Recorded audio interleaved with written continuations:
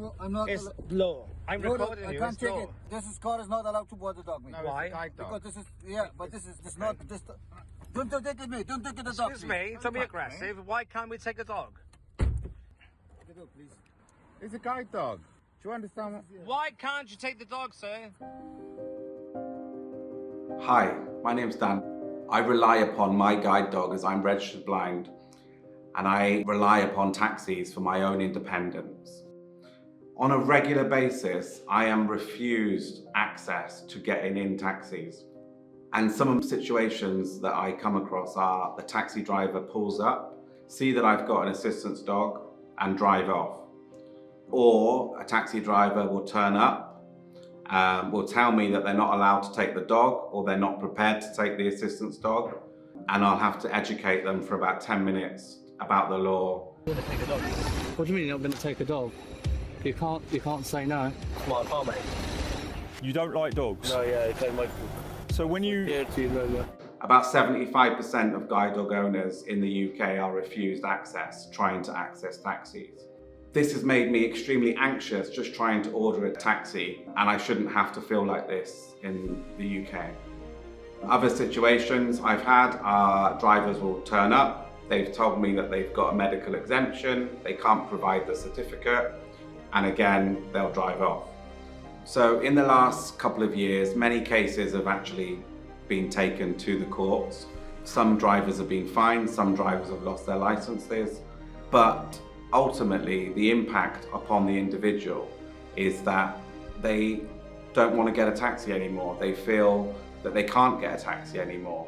Hi, my name's Carrie. I'm the head of Equality and Discrimination at Ringrose Law. We are aware that there are some issues within the taxi trade in relation to assistance dogs and the Equality Act.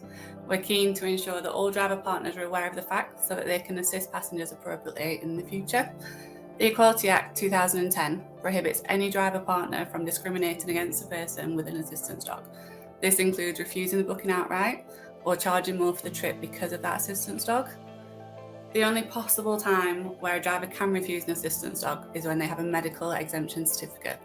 This can be obtained from your local authority. If a driver has been issued a medical exemption certificate, then they should go to their local office or hub. They can take a copy and records can be updated. If you do not have a medical exemption certificate, even if you have an allergy, you could be fined up to £1,000. You could even risk losing your licence.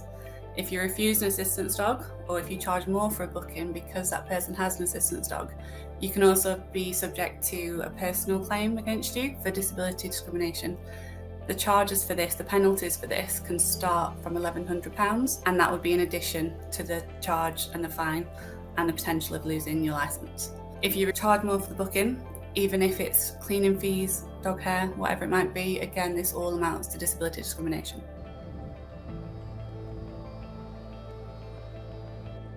Hi mate, taxi for Dan? Yes, Do you need any assistance? Yes, please. Yeah. Assistance dogs are very well trained. They're not going to be aggressive, they're just going to sit in the front footwell or the back footwell of the car, and they'll generally just sit there and be quiet, and you wouldn't even know they were there. To be honest, they're probably more quiet than some of your passengers. And there's lots of different types of assistance dogs. So there's emotional support dogs, there's hearing dogs, there's canine partner dogs, which are for people with physical disabilities. There's dogs for people that have diabetes. There's lots and lots of different types of assistance dogs. And generally on the harness, it will tell you what type of assistance dog they are. An assistance dog is like a mobility aid. If somebody has a wheelchair or a crutch, for example, it is a mobility aid. It's there to enable that person to regain their independence. We hope this video helps all driver partners understand and become aware of their obligations for disabled passengers so that they're able to adequately assist moving forwards. Remember, it's against the law to refuse assistance dogs from travelling in your vehicle. It's against the law to charge more money if a passenger is travelling with an assistance dog. And the only excuse, the only justification is if you have medical reasons for not being able to transport that assistance dog. If so, please do speak to your local authority. You could be fined up to £1,000, risk losing your licence, or be subject to a disability discrimination claim.